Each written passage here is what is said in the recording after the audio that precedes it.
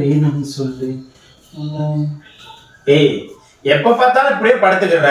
எந்திரிச்சு ஒரு வேலை வெட்டி பார்க்கலாம்ல, பாத்திரம் விளக்கலாம்ல. வேலைக்கு போயிட்டு நானே தான் பாத்திரம் விளக்கணுமா? ஏன் அப்படி டென்ஷன் படுத்துறேன் டெய்லி நீயே? ஏமாமா எப்ப பார்த்தாலும் ஒரு மூஞ்சி வச்சுக்கிட்டே திட்டுற. சிரிச்சுக்கிட்டே இருந்தீங்கன்னா நீ அழகா இருப்ப. எது சொல்றதா இருந்தாலும் சிரிச்சுக்கிட்டே சொல்லு. அப்படியே வாய் நிறைய சிரிச்சின்னா நீ சூப்பரா இருப்ப. சிரிச்சுக்கிட்டே சொன்ன நான் பாப்பேல.